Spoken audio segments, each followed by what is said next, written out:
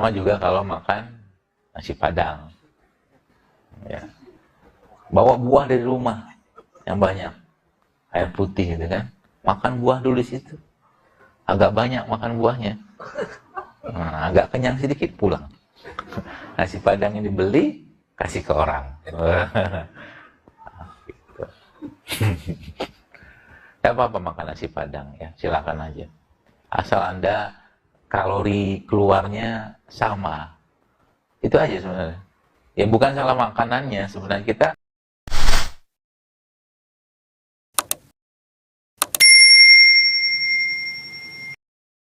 tidur menjelang subuh, tidur sebentar. Itu tidur yang bagus itu. Rasulullah biasanya antara subuh sama azan subuh sama iqomah subuh itu beliau tidur. Tapi tidur Rasulullah itu kan tidak seperti tidur kita. Ya, beberapa orang menyebutkan beliau tidur sebentar. Jadi tidurnya itu sebelum subuh. Ya. Ba'da subuh jangan tidur. Karena tidur ba'da subuh adalah waktu di mana jantung kita lagi, jadi kondisi udara saat kita berusaha saat itu ya. Jadi waktu subuh sampai syuruk atau duha itu ya 2 jam atau satu jam lah, mengatakan setengah jam 1 jam kurang lebih seperti itu setelah subuh. Itu jangan tidur waktu itu. Ya, kalau Anda pengen tidur tetap udah ngantuk banget, usahakan jangan berbaring, biarkan tidur dalam kondisi berzikir. Duduk. Sebab apa? Banyak terjadi serangan-serangan jantung ya, atau kelemahan-kelemahan jantung itu di pagi hari kayak gitu. Jadi pagi jangan tidur. Ya. Dan itu salah satu tidur yang bikin blow on. Iya, kata Ibnu Qayyim al-Jauziyah seperti itu. Jadi tidur yang bikin bodoh itu tidur pada subuh. Ya. Selain bodoh, bikin bodoh, apalagi rezekinya dikurangi sama Allah. Kenapa? Karena malaikat waktu itu lagi sibuk-sibuknya bagi-bagi rezeki dari Allah gitu ya. Dia malah tidur. Ini kan nggak sopan namanya. Jadi kalau Anda pergi bos sekalian, jadi salah satu tipsnya saya, kalau Anda pergi musola, misalkan atau masjid dekat rumah, nah, kan ada doa malaikat di pagi hari kan, yang malaikat itu mengatakan, ya Allah berkahi orang yang bersedekah hari ini, pagi hari ini. Maka subuh itu jangan pernah kehilangan momen untuk bersedekah. Datang ke masjid bawa uang, mau 5.000, 10.000, 100.000, pokoknya kencerain ke masjid, niatkan untuk sedekah karena Allah. Maka dapat doa malaikat. Dan itu dikerjakan tiap hari, nggak bisa sekali-sekali. Karena doa itu setiap hari. Gitu kan? Ba'da subuh. Ya, ba'da subuh. Bagusnya seperti itu. Kemudian setelah waktu syuruk masuk ya, kalau Anda bisa ketemu syuruk, sholatlah syuruk tadi. Saya kira mungkin sebagian teman-teman sudah tahu ya pahala dari sholat syuruk itu. Ya, kata Nabi SAW, pahalanya sempurna umroh gitu kan. Ya, kalau bisa syuruk itu dari mulai subuh sampai ke terbitnya matahari. Sekarang kan subuh jam 4:11. Syuruk itu kurang lebih sekitar jam 5:30 lebih 10-an lah. Kurang lebih 5:40, 5:45 lah kurang lebih. Ya, sholat waktu itu. Nanti habis itu apa yang dikerjakan? Jadi dari mulai subuh itu sampai ke syuruk ngapain? Kalau nggak zikir pagi, baca Quran. Zikir pagi itu bos kan. Zikir yang luar biasa, yang disebutkan bahwa para ulama, saya baca di beberapa kisah-kisah itu, subhanallah, itu yang menyebabkan umat Islam waktu dipimpin oleh Sa'ad bin Abi Waqqas itu bisa memenangkan istana Makkah. Itu salah satunya karena zikir pagi mereka yang luar biasa. Zikir pagi. Maka jangan pernah kehilangan momen zikir pagi itu.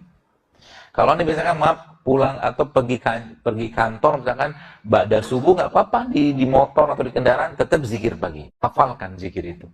Karena itulah kemenangan kita di situ. Jangan lupa zikir pagi. Ya, dan lagi saya sampaikan, ibadah itu adalah nutrisinya kolbu. Zikirnya kita sebenarnya makanan buat kolbu kita. Maka jangan lupakan zikir. Ya, apalagi di di luar mungkin kita tidak ada zikir pagi petang, ya sudah berzikir biasa aja. Dan zikir itu dilafazkan, bukan di dalam hati. Dilafazkan, diucapkan, astagfirullah gitu kan. Ya tidak perlu gede-gede lah mulutnya gitu kan. Ya, cukup kita tidak dengar gitu kan. Istighfar, tasbih, tahmid, tahlil atau istighfar seperti itu. Ya. Baru masuk duha. Ya, jadi antara subuh sama syuruk itu jangan tidur, karena memang pernah saya tulis juga bahwa itu memang waktu di mana ada satu satu bahan yang Allah turunkan atau ciptakan di udara pagi itu yang ingat saya namanya nitric oxide atau NO, dan ini salah satu antioksidan yang paling baik. Ya. Jadi subuh itu jangan tidur, nikmati limpahan rezeki dari Allah dari udara tadi. Ya. Subuh itu. Kemudian baru masuk ke duha. Ya, duha saya kira mungkin semua sudah paham ya. Duha yang paling baik kapan? Dekat-dekat sama zuhur. Dekat-dekat sama di saat matahari mulai agak memanas, duha lah di situ. Sebab apa?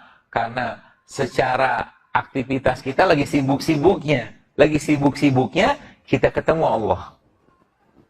Ya, jadi duha itu paling baik kapan? Waktu lagi matahari panas-panasnya. Ya. Bahkan setengah jam sebelum itu masih boleh. Sebelum zuhur, misalkan jam 12, kita setengah 12 duha masih boleh. Ya. Dan kalau sudah ibadah, gaspol. Gaspol maksudnya apa? Kalau Anda, misalkan para yang baru dilantik menteri kemarin kan, pasti pakai baju yang luar biasa. Ya, pakai jas, pakai pakai parfum segala macam. Nah, perlakuan seperti itu, ya kalau kita lakukan adab yang sama terhadap Rob kita kepada Allah, maka harusnya lebih. Maksudnya gimana? Contoh nih kan, kalau Anda di sini kan kalau kerja kan nggak pakai kaos oblong. Beda sama Google kata pakai kaos oblong. Jadi kalau sudah ketemu Allah, beradablah yang terbaik. Beradablah yang terbaik. Itu bonus yang didapatnya banyak. Contoh misalkan kita bisa siapin, misalkan Anda kerja boleh pakai baju oblong, silakan. Tapi ketika ketemu Allah jangan pakai baju oblong. Bawa baju. Usaha sedikit, ikhtiar sedikit supaya apa? Supaya ketemu Allahnya lebih baik. Ya. Habis itu gimana? Nabi SAW sampaikan bahwa kalau tidak memberatkan umatku, kalau memungkinkan sekalian, Anda bersiwaklah. Bukan sikat gigi ya, tapi siwak. Ya. Dan siwak itu salah satu bentuk ibadah atau mungkin salah satu bentuk sunnah Nabi SAW yang sangat dicintai Allah. Ya, Allah mencintai orang-orang yang bersiwak. Ya, mungkin lagi wudhu itu, jadi kalau saya pernah ngitung itu, kalau dihitung-hitung, ya, kita satu hari itu kalau kita bisa rutinkan saja bersiwak, itu lebih dari 30 kali kita bersiwak. Kenapa? Kalau tidak memberatkan umatku, maka setiap habis wudhu, aku akan wajibkan mereka bersiwak. Itu yang pertama. Wudhu 5 kali sehari kan? Kalau tidak memberatkan umatku, maka setiap mau sholat, aku wajibkan mereka bersiwak. 5 kali, 10 kali udah. Ini belum termasuk sholat sunnah loh. Belum termasuk sholat sunnah. Setiap mau sholat siwak, Ya, ya, itu siwak. Dan siwak itu merupakan salah satu sunnah kenabian. Ya, sunnah Nabi. Ya, di samping ada bersiwak, kemudian cukur kumis, cukur bulu kemaluan, berbekam, sama wangi-wangian. Itu sunnah itu. Ya, jadi kalau Bapak Ibu, teman-teman sekalian di tas Anda, ya terutama yang ikhwan ya, kalau bisa tuh minimal ada 2 produk tadi itu. Kalau nggak siwak, parfum. Mau ketemu Allah, siwakan dulu. Parfuman dulu. Wangi-wangi dulu. Karena malaikat suka dengan wangi-wangian. Ya, seperti itu. Masuk kita sampai ke siang. Ya, masuk siang di duha, aktivitas Nabi SAW seperti itu. Lalu siang ada namanya Qailullah. Qailullah ini kalau kita Bapak Ibu teman-teman baca di penelitian namanya power nap. Power nap itu tidur berkualitas. Ada yang mengatakan sebelum zuhur, ada yang mengatakan sudah zuhur. Tapi kalau kuliah dua-duanya bagus. Ya, kalau misalkan zuhur setengah 12 atau jam 12, maka setengah 12 tidur sebentar. Tidur sebentar. Atau nanti ba'da zuhur juga tidur. Jadi, kalau kita lihat memang tadi tidur itu adalah proses mengistirahatkan enzim badan kita. Tidur. Jadi kenapa ada malam? Karena memang malam itu adalah cara Allah untuk mengistirahatkan. Jadi sebenarnya kalau ada sekarang banyak orang misalkan dia makan ngantuk, habis makan ngantuk misalkan. Ya, habis makan mengantuk. Penyebabnya apa?